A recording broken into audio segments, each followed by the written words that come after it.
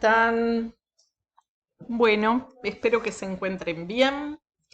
La entrega de hoy vamos a explicar el marco normativo de los estados financieros en nuestro país,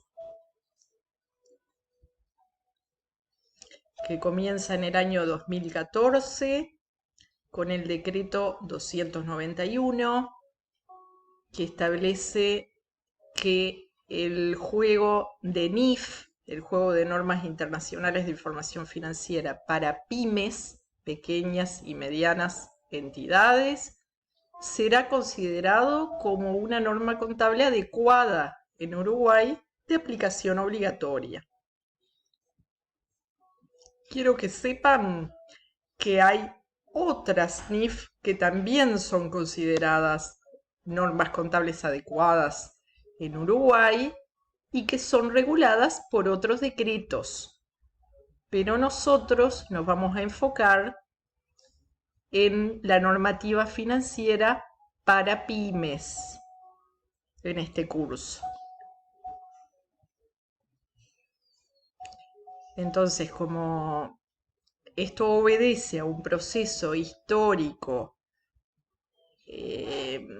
con distintos episodios, ¿no? A nivel histórico, bueno, lo que comienza, si trazamos una línea del tiempo en el año 2014, continúa en el año 2016, en el que el decreto 408 va a actualizar la normativa de presentación de los estados financieros, derogando el decreto anterior, ¿sí? Que hasta ese momento regulaba la forma en que se presentaban los estados contables, era a cómo se refería el decreto anterior. Bueno, este decreto deroga el decreto 103, que era el decreto incluso en el que se enseñaba cómo exponer las distintas cuentas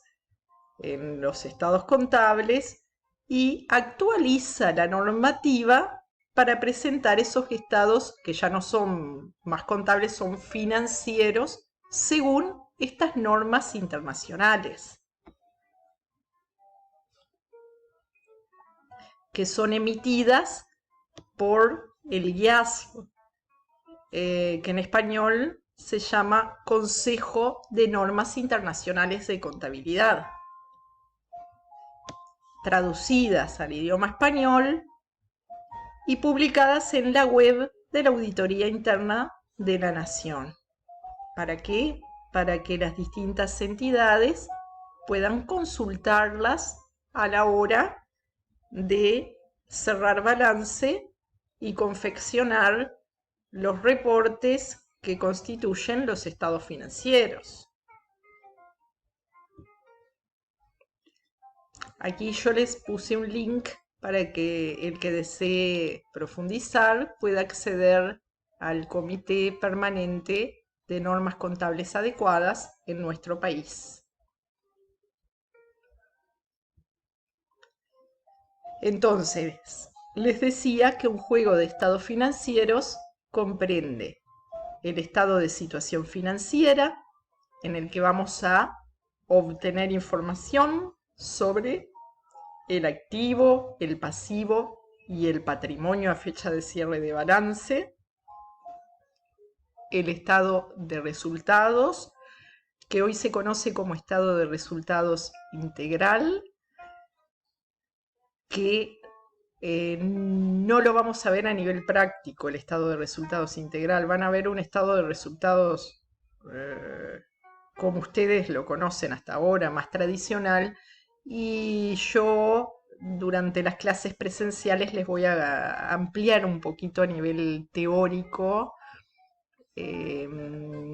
cómo está conformado un ERI, se llama estado de resultados integral. Bueno, en esos dos reportes, en el estado de situación financiera y en el ERI, pero más que nada en los rubros que componen el estado de resultados, nos vamos a detener en el curso, ¿sí?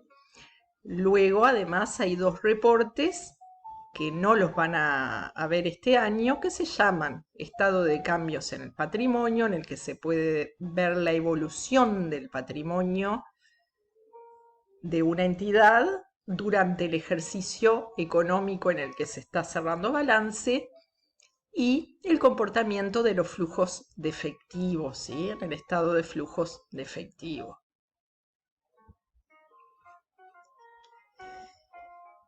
Lo que pueden ver en esta imagen son criterios para exponer la información en el reporte que llamamos estado de situación financiera.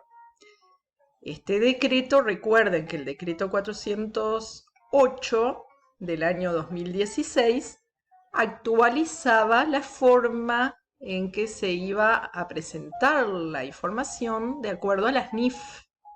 Bueno, entonces establece algunos criterios a la hora de exponer activos y pasivos, por ejemplo, separados en corrientes y no corrientes. Otro criterio, por ejemplo, es que los activos corrientes deberán ordenarse por orden decreciente de liquidez.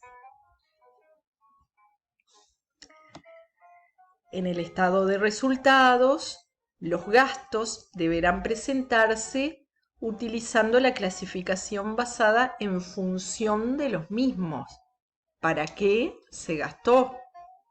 ¿Sí? Por ejemplo, si yo tengo gastos de marketing de mi producto terminado, lo voy a clasificar dentro del conjunto de gastos por distribución y ventas de mi entidad. Lo van a ver mejor en los casos prácticos esto.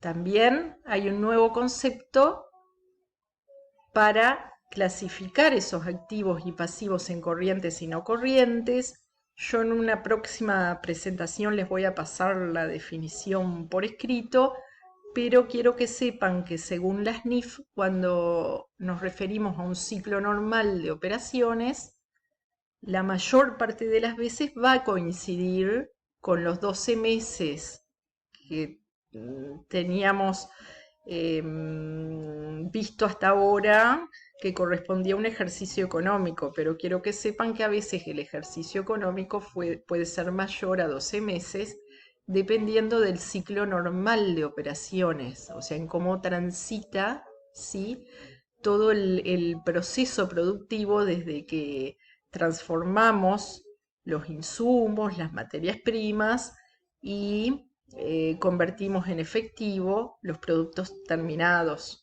O sea, hay ciclos normales de operaciones que son mayores a 12 meses.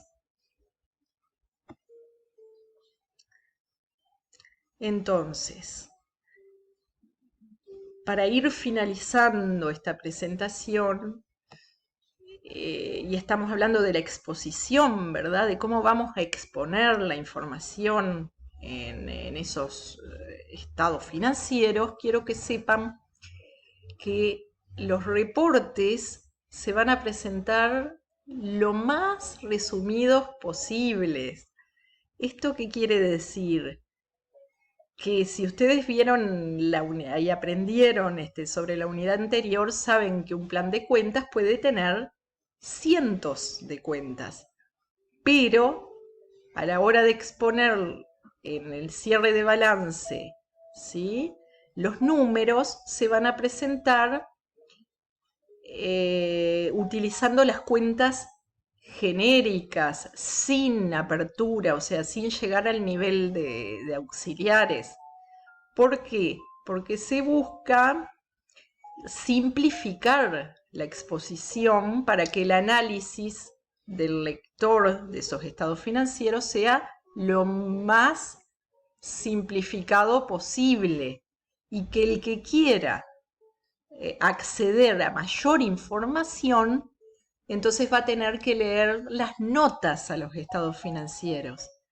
Las notas son un componente muy importante de los estados financieros porque en ellas los contadores explican cómo se componen los saldos de cada una de las cuentas de esos reportes, ¿sí? Cómo se hizo para llegar, por ejemplo, al saldo de efectivo y equivalentes de efectivo, ¿sí? También la información se va a presentar a 2 años, o sea, si vamos a ver la información del año en el que estamos cerrando balance y la información del año anterior para poder comparar un año con otro y poder ver la evolución de los saldos contables y analizar las razones, ¿sí?, por las cuales dichos saldos aumentan o disminuyen. Y la otra característica que van a tener esos reportes es que la denominación de las cuentas tiende a ser cada vez más uniforme en relación a las cuentas de otros países. ¿Por qué? Porque no es solo Uruguay el que se encuentra en proceso de convergencia hacia las normas internacionales, sino que muchos otros países están transitando el mismo camino y entonces la comparabilidad de la información se simplifica si todos denominan las cuentas, ¿sí?, en forma uniforme. Eso no quiere decir que, por ejemplo, la florería que vimos en nuestro caso práctico tenga cuentas específicas de una florería. Entonces, todas las florerías en los países que se rigen bajo este marco normativo seguramente tengan un plan de cuentas similar, pero eso no quiere decir que el plan de cuentas de una florería sea igual al de una automotora, no.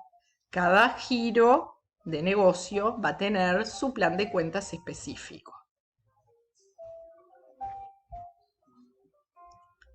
Bueno, esto yo, como les dije, se los voy a comentar en la clase. Entonces, para finalizar la presentación, nos encontramos en un proceso de convergencia hacia las normas internacionales, que responde a un proceso de integración internacional en que la apertura de nuevos mercados demanda información que se pueda comparar y que se pueda interpretar fácilmente. Entonces, es por eso que para fomentar la actividad de empresas internacionales en el ámbito local y a la vez la actividad de empresas uruguayas en el exterior, es que se suscriben, ¿sí?, estos acuerdos y se aceptan estos nuevos marcos normativos que en definitiva cambian los criterios de la exposición de la información contable en ese juego de reportes que conocemos como estados financieros. Bueno, muchas gracias por la atención, nos mantenemos en contacto.